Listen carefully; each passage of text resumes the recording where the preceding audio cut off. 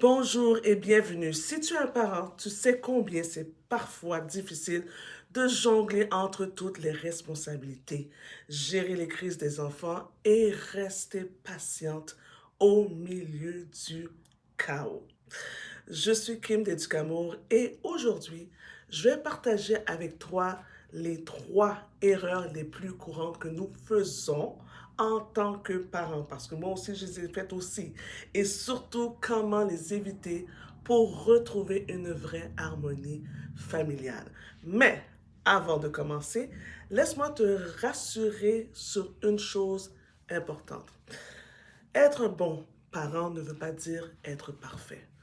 On a tous nos moments de doute, mais comme le dit si bien l'éducatrice Jane Nelson, il n'y a pas de parent parfait, mais il y a des millions de façons d'être un bon parent. Alors reste avec moi jusqu'à la fin, car je vais te donner des solutions concrètes que tu peux appliquer dès aujourd'hui. Et si tu veux aller encore plus loin, je te parlerai également d'un outil que j'ai créé pour t'aider, un e-book simple et accessible qui t'accompagne pas à pas pendant 21 jours. Alors, si tu es prêt, allons-y. L'erreur numéro un, ignorer les besoins émotionnels de l'enfant. La première erreur, c'est d'ignorer ou de minimiser les besoins émotionnels de ton enfant. Quand ton enfant fait une crise, que ce soit parce qu'il veut un jouet, refuse de ranger ou pleure sans raison apparente, c'est facile de penser que tu peux dire, ah, il ou elle exagère.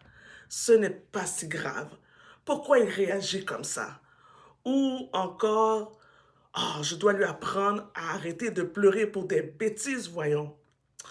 Non, écouter les émotions de ton enfant, ce n'est pas être laxiste ou céder à ses caprices. En réalité, les émotions sont le langage de ton enfant. Quand il pleure ou se met en colère, il te montre qu'un besoin n'est pas satisfait, même si ce besoin n'est pas toujours rationnel pour nous en tant qu'adultes. Un conseil, montre de l'empathie. Au lieu de dire arrête de pleurer, essaie plutôt, je vois que tu es en colère parce que tu ne peux pas avoir ce jouet. Je comprends, c'est difficile.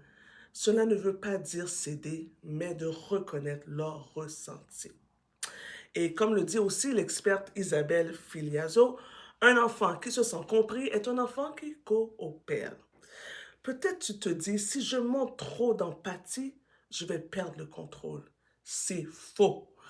L'empathie ne diminue pas ton autorité, au contraire, elle renforce la connexion avec ton enfant, ce qui le rend plus réceptif à tes limites. Alors, essaie cette approche dès aujourd'hui et tu verras la différence. Erreur numéro 2, utiliser des punitions ou des cris pour gérer les comportements. La deuxième erreur courante, c'est de compter sur les punitions ou les cris pour corriger les comportements. Et je te comprends complètement. Quand on est fatigué, débordé, et qu'on répète pour la 10e fois de ranger dans la chambre, habille-toi vite, viens par ici, on finit souvent par exploser. Tu te dis ou tu penses sûrement que crier ou punir, c'est la seule façon de se faire respecter. En réalité, les cris ou les punitions peuvent avoir des effets à court terme. Ton enfant obéit par peur, mais à long terme, il endommage la relation et augmente la résistance de ton enfant. Au lieu de crier, montre à ton enfant qu'il est responsable de ses actions. Par exemple, s'il renverse son verre, au lieu de gronder, ben, tu peux lui demander de ramasser son dégât. Et puis, tu peux même l'aider à le faire aussi. S'il refuse de ranger ses jouets, explique-lui comme calmement. Si tu ne ranges pas, je devrais les mettre de côté, ces jouets-là, jusqu'à ce que tu sois prêt à t'en occuper. Cela apprend à ton enfant à réfléchir à ses actions tout en préservant la connexion avec lui. La discipline, ce n'est pas punir un enfant pour avoir mal agi, c'est lui apprendre comment faire mieux la prochaine fois de Dr. Becky Belly. Et peut-être tu penses, te dis, si je punis pas, ils vont tout faire, il va faire n'importe quoi et n'importe comment. En réalité, poser des conséquences claires et logiques est bien plus efficace que des punitions arbitraires. Cela enseigne la responsabilité tout en respectant ton enfant. Essaye et tu verras à quel point cela peut apaiser les tensions. La troisième erreur, ne pas poser des limites claires et cohérentes. Oui, la troisième erreur, c'est de ne pas poser de limites claires et cohérentes. Et je sais que c'est difficile.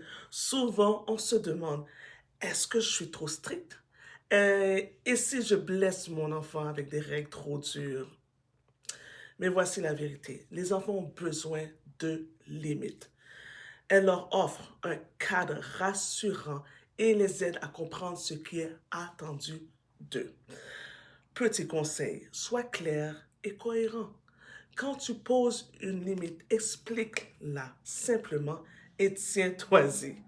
Alors, par exemple, si tu dis on range les jouets avant de regarder la télé, ne change pas d'avis parce qu'il pleure, reste ferme mais calme.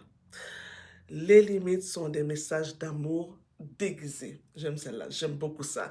Elles disent à l'enfant, je tiens à toi, je veux que tu sois en sécurité et que tu réussisses. Reste calme et ferme. Peut-être tu te dis, si je suis trop ferme, mon enfant ne m'aimera plus. C'est faux. Les enfants respectent les limites quand elles sont posées avec fermeté et bienveillance. Cela les aide à se sentir en sécurité et aimés. En conclusion, je t'ai donné les 3 erreurs. Donc, ignorer les besoins émotionnels de ton enfant, crier ou punir et ne pas poser des limites claires. Ce sont des pièges dans lesquels nous tombons tous. Mais la bonne nouvelle, c'est que tu peux y remédier avec des outils qui sont simples et concrets. Et c'est exactement ce que je partage dans mon e-book du chaos à l'harmonie. Transforme ton foyer en 21 jours. Tu vas y trouver des stratégies simples pour chaque jour, des outils adaptés pour gérer les crises et poser des limites, et un plan clair pour transformer vraiment ton quotidien familial. Alors, il est disponible. Le lien est en dessous de la vidéo. Tu auras juste à cliquer dessus et tu auras accès. Tu pourras le télécharger. Donc, sur ce, je te dis non seulement merci, mais sois le capitaine de ton petit pirate.